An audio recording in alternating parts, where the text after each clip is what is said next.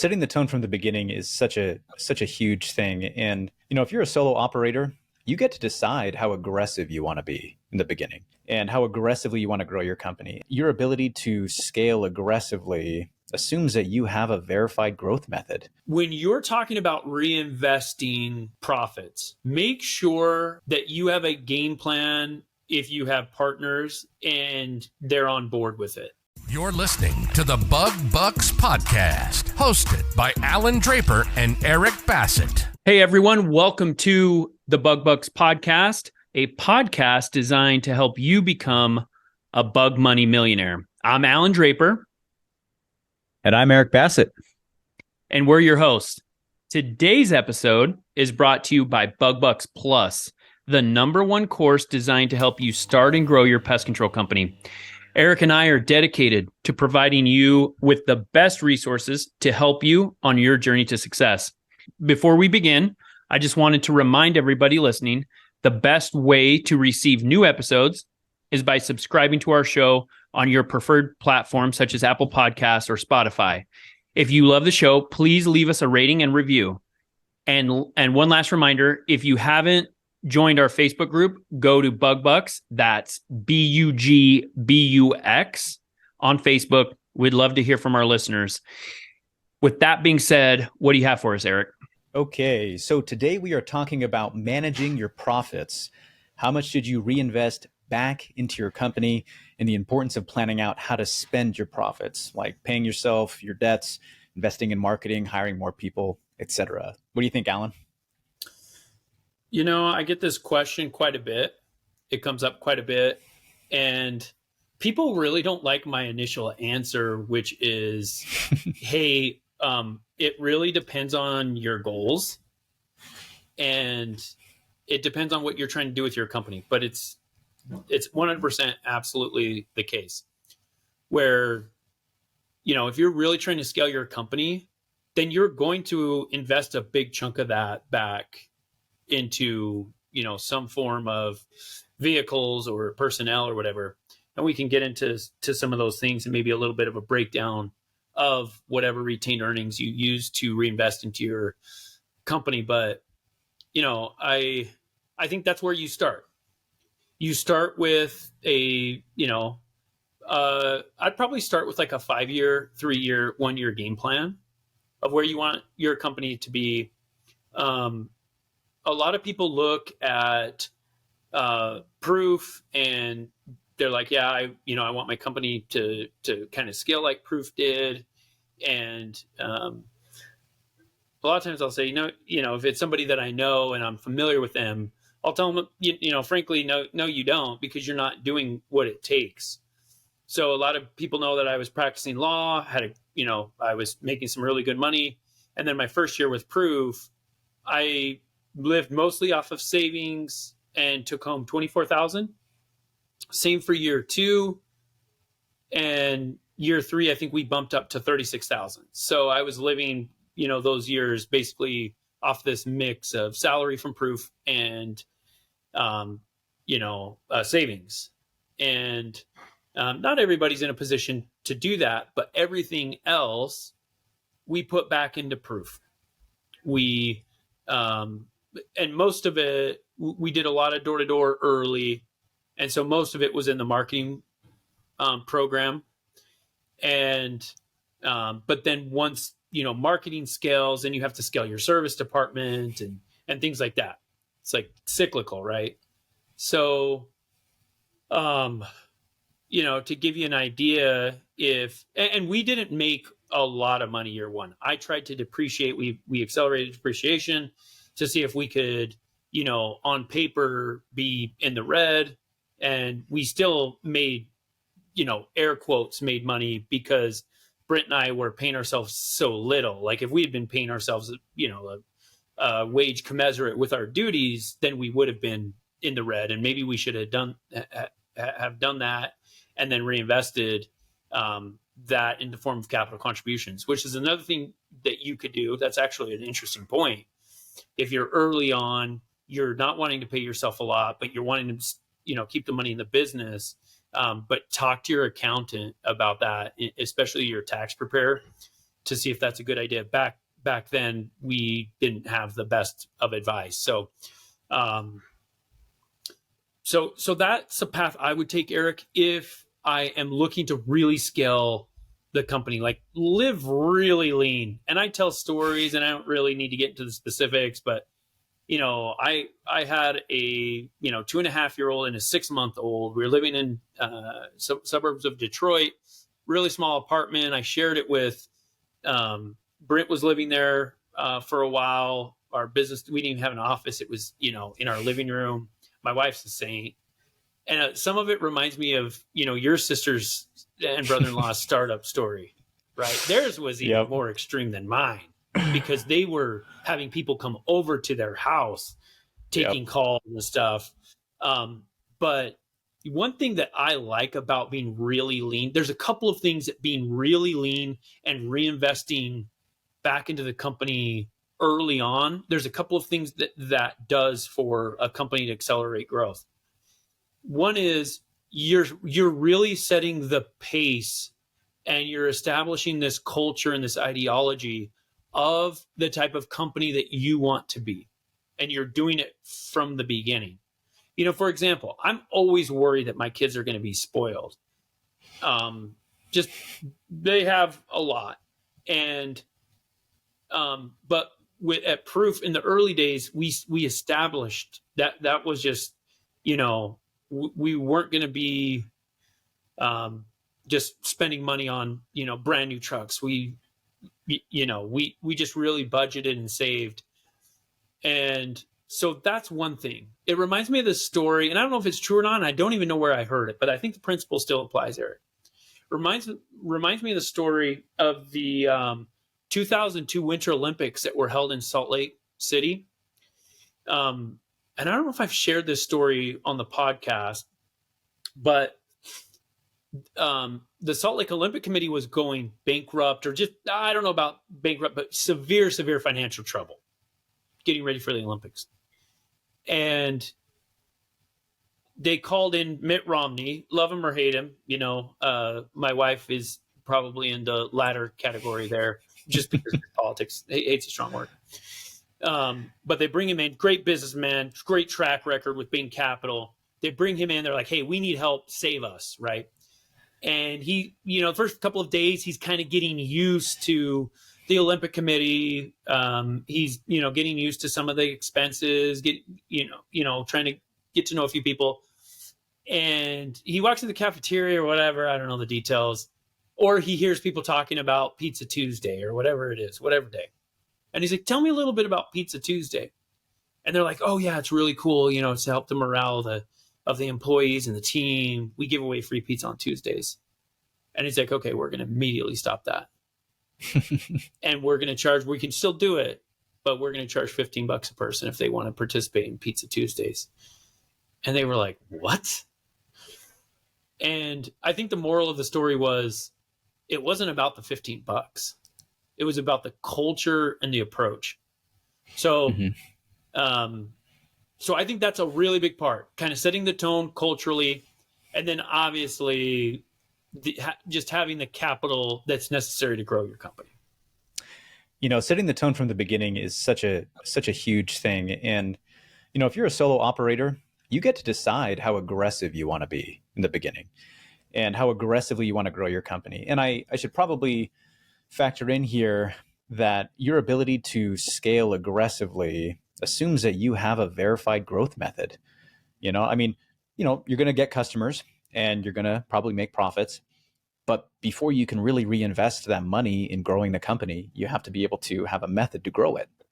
So a lot of people are going to try to invest in marketing. And we get this question a lot, like, hey, I have a marketing budget. I just don't know what to do with it, right? Do I hire a company? Do I go into PPC or Google LSA or all these other questions? So if you want to be aggressive with scaling your business and you want to reinvest a lot of your profits, first, you probably need to have a verified growth method. And for me and you, from the very beginning, door to door was it, right? Yeah. So that was a really easy question. And door to door is expensive. So from the very beginning, you kind of know that you have to be aggressive when it comes to reinvesting profits. And you know that you're going to live lean for a while before you can really start, pulling a commensurate salary and dividends and all these other things, benefits that an owner would have. When you brought up Jake and Jana's situation, we've talked about it before on the podcast, and my business partners, Jake and Jana, who started the company 10 years ago. I mean, yeah, they had the office out of their house. They had sales guys living at their house. It was wild. And then, I joined as just the director of sales. And then when I went to buy out a previous partner, I actually sold my house in Boise, took out all my equity in that house that I had at the time. I had an investment property. It was a duplex.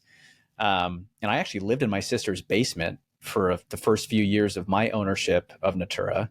And I traveled back and forth. And so, I think a lot of people, when they first get into pest control, the first few years, they might be thinking like, man, like at what point do I get to that big owner lifestyle, right? You look at these big companies and these owners that have money and they have wealth, right? You're like, how long does it take me to get there? Well, it depends, right? But I can promise you in the beginning, unless somehow magically you find yourself into a wonderful market with unbelievable demand and no competition and a bunch of money to scale quickly, it's going to take some time, right? And I was talking to a guy earlier. It was a consulting call, and he was in a position where he had started building a pest control company just kind of on the side, and he was scaling it really well. Things were really healthy. And he wasn't taking a paycheck because he owns another company that provides for him and his family. And he's kind of asking me my opinion on it. Like, hey, should I take a paycheck? Should I not take a paycheck? Like, how should I do this? And I was like, dude, like it's kind of the dream where you can run a business and build a business and reinvest all of the profits back into it if you have a verified growth method where you can get really good ROI and you don't have to pull out a paycheck. But I also told him that eventually that needs to provide benefits for you in more ways than just growing a company, right? Because you're putting your time and effort into that. It has to be able to provide for you in some type of way. So, me and my business partners from the beginning, kind of like you, we all agreed that we like to be aggressive when it comes to growth. And that means that we like to run things a little lean. And when each of us needs a little bit more money, we talk about it and we decide how we're going to invest that and how we're going to take out dividends in whichever format that's going to be. Maybe we do a little bit of an increase in salary at the end of a year, depending on what that is. And there's other tax implications we don't have to dive into with how we do that. But realistically, just to kind of come full circle here, if you're going to be aggressive with reinvesting your profits, you have to know what you're reinvesting your profits into. And I kind of probably takes us into the next part of the question, which is, marketing, people, your operations, right? So if you have a verified growth method, those answers are kind of squared away for you, because if you're reinvesting your profits in growth, the growth will force you to reinvest in your trucks and your people and your office space and your operation, right? Yeah, I think that's a really good point, because people, if you start with marketing, sales, then that will lead you to whatever else you need to reinvest in. Yep. It makes sense. I like to say that when you're really scaling a company, it's you're putting your company under a magnifying glass or a microscope or whatever the analogy, where you just notice things when you're scaling and everything's kind of in motion. You notice things so much quicker. It's when you're scaling, it's like, you got holes in the boat, and I don't know if the boat is going to like sink faster if it's moving or not moving. I don't know that much about boats, but whatever it is with a company, you're going to notice them a lot more. You're going to notice them a lot more quickly. But so that's what I would do, kind of, getting to some recommendations. We're to the point where, okay, we have a 5-year, 3-year, 1-year plan. How large the company wants to be, how large we want to grow it. What does that pace look like? Now it's like, okay, well, what are we going to reinvest in? Start with marketing and sales. I'm actually not a huge fan of business plans, especially pre-revenue, because I think there's too much guessing that goes on. And I think sometimes they create more hurdles than opportunity. I'm like, I'm a, let's do it now, ask questions later type of person. So I don't know that I would really get too much into a full-fledged business plan when you're talking about reinvesting capital. But I think a marketing plan, like you were talking about, like what does the growth plan look like? Do we have a proven methodology?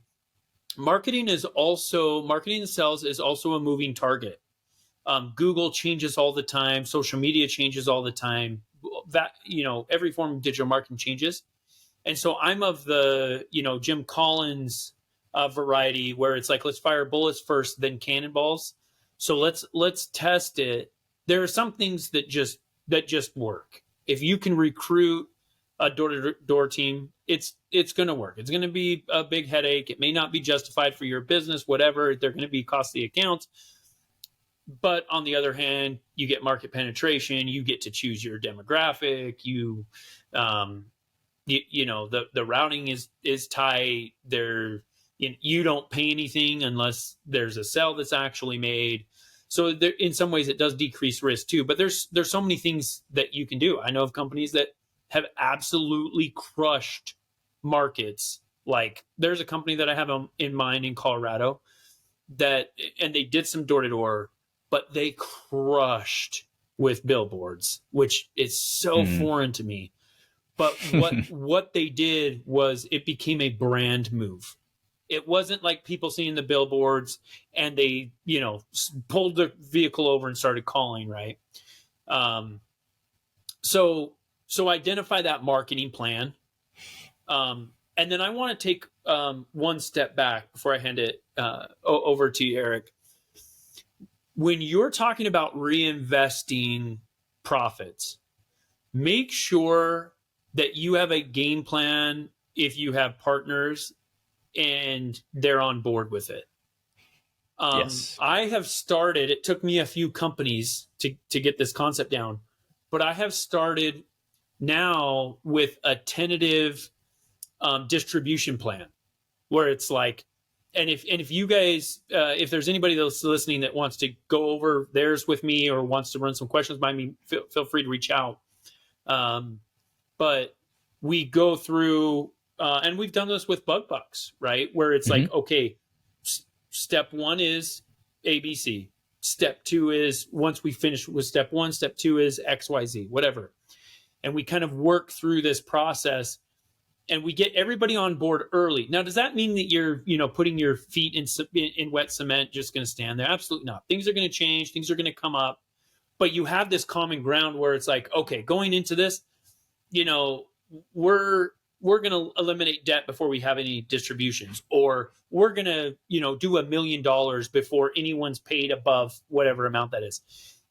When you do that, what it does is it, gets everybody on the same page.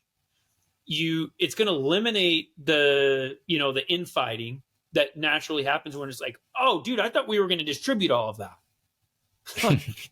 Have that conversation before you have money. You think you have problems when you don't have money? Wait till you have money and it's not clear what you're supposed to do with it. So kind of go through that process, make sure everybody's on board, and things change, like I said, but make sure that and it's not just like up in the air. It's like, that is, step by step, this is what we're going to do. And this will take us through the first few years. And then, as things go, progress or whatever, you can renegotiate. Life happens. I've had several partners that things have come up. Be cool to them. Be freaking cool to your partners. That's another lesson I've been trying to learn over the years. They have life events. Not all of your partners are in the same financial position as you are. So don't beat them over the head with it. If they need $5,000 because, of a pregnancy or a health issue, or their parents need something, give them the $5,000. You'll be much happier. Don't say, no. 2.5 years ago, we agreed that this was the distribution schedule. That's ridiculous. It's actually asinine because there's something much more important than what you're doing with the money, and that's how you're treating people. So anyway, but a lot of those things would be clarified, should be clarified early on. 100%. And I can't stress enough how much more effective your partnership team is going to be when you have those set in advance. And even if it's just the expectation where you're saying, hey, at the end of every year, we're going to take a look at our profits. We're going to take a look at our growth. We're going to come up with maybe a little bit of a growth plan for next year. And we're going to see how much that costs and what it's going to take for us to reinvest these profits we have. And then we're going to talk about healthy distributions, right? And the other thing is that, ownership, we've got different levels of ownership in these companies, right? So, if you have a company that's a 50-50 ownership team, okay, well, you got two guys, and when one takes a distribution, the other one's going to take the equivalent distribution. But if you have an ownership team where somebody's a 50% owner and you've got three other, whatever it is, 13 and some percent owners or whatever that is, then when that guy takes a distribution, it's more money to him and less money to the smaller owners, right? And so the distribution conversation with profits gets a little dicey, right? And just like Allan's saying, like, you got to be patient with each other because you're going to experience life differently than your other owners are going to. Sometimes they're going to need more financially than you are. And depending on where you're at, things are going to happen. So when that stuff comes up, just be patient and understand that you are investing in a long-term partnership with them. And you got to put some, relationship equity deposits in the bank, right? Yep. I know that there was kind of a part of that question, and maybe it was a little bit more indirect, but I know guys usually ask this question, like, how much money should I have saved up in the bank, right, when it comes to running my business? And I'll kind of share some of my thoughts, and Allan, you can kind of tell me what you think. We've talked about this on the Facebook group. So here's the thing. If you have a business, and especially if it's very, very small, if you don't have other safeguards in place, lines of credit, right, that you can dig into if things happen, then you need to be aware or more aware of how much cash you're saving to be able to pay for your operations, payroll, products, labor, all that stuff, right? Plus insurance and all these other things and gas and all your costs. In my mind, and this is just kind of a rough estimate here, it really does depend on the size of the business and what safeguards you have in place. But I'd probably do no less than 3 months worth of expenses and probably no more than 6. I feel like if you're pushing 6 months, it's like, dude, what else could you be doing with that money, right? But again, it's going to be personal preference. How close do you want to ride that line?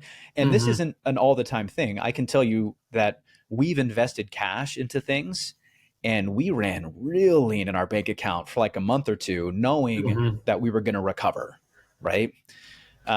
So just kind of my 2 cents. I wanted to get your thoughts on that, Allan. Yeah, I think I'm okay kind of with that rough 3 months of expenses rule of thumb. I'm a little more aggressive of an investor. I think we have really cool business model where we have this recurring revenue. And now we do have attrition month over month, but there are some businesses that, hey, it's possible that they never get another client, guest, whatever, customer. Yeah. And, a lot of our stuff is under contract. We have,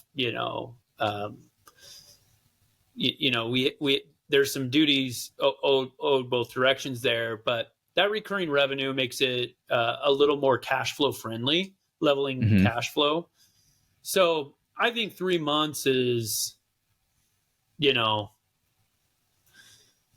just went through COVID, 3+ years ago is when it started. I think there's still some after effects. And still, did any of us not make a single dollar for 3 months? No. But I think that's a good safety net. But I think you hit a really important point, Eric, where you said, it depends kind of on the personality or something like that, right?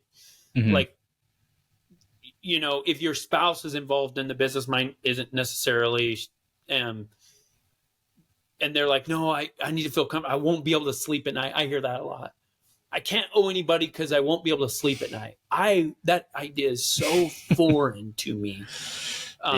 Mostly because of taxes. My tax liability is such that like that is the most oppressive thing in my life. Interest isn't, and the government can seize things without judgments, which any type of civil debt you can't. You have to go get a judgment, then you can, put liens and things. But anyway, if that's you, I kind of knocked your personality there a little bit. But if that's you, then give it a little more. But in terms of just operational, man, 3 months should be plenty. Yeah. Because if your business is at stake, you're not able to pay your employees or put food on the table, you better go and knock some doors. Like right now, go knock doors, sell accounts. If you need cash, sell annual contracts up front and discount them by 50%. Like, hey, and I've done that. I remember early on, we were doing our dinner goal night, and we needed, cash for the dinner goal, which was a couple $100. And it's like, okay, let's go sell some accounts. We want them to pay us in cash, so we get it immediately. We're going to discount it like crazy. Now, that is not the best business model for the future. But I guess the point is, most of us are willing to do what it takes to make sure our people get paid. We put food on the table for our families, and our businesses stay afloat. So 3 months, great rule of thumb. Let's bring it back full circle. Yep. About 25 minutes in here. So we talked about if you have this proven marketing and sales model, start there, get, and with reinvesting that capital, then you'll find, okay, I need more text. I need more people answering the phone, things like that. Sorry, let me take a step back. We talked about first, before you get there, making sure it's really clear with your partners what the plan is, making sure they're bought into the process and they're good with it, and create that plan where it's like, hey, after, and go 5-6 levels deep, where it's like, when this happens, then that happens, and get everybody bought on with that. Create your 5, 3, and 1 year plans with how you want to grow your company. You get to that point, start with your marketing, and it will kind of point you. Marketing and sales will point out where you need to invest the rest, and make sure that you and your partners and anybody that's a decision maker is okay with what you want to have kind of in reserve. That goes back to making that plan from the beginning. So with my partners now, I say something like, once we have, a net positive of 50, 100, 150 grand, then we do distributions or whatever. So just create that as part of the plan. I think, 3 months where we could survive for 3 months without making a dollar. I think that's a great idea. So if you have any questions about any part of this, make sure you go to our group on Facebook, BugBucks, BUG, BUX. Ask a question in there. There's great conversations going on. If you're not a member, join that if you have a question or not. And thanks for tuning in. We'll catch you next time. If you enjoyed today's episode, please show your support by subscribing and leaving us a 5-star rating. Thank you, and we'll catch you on next week's episode.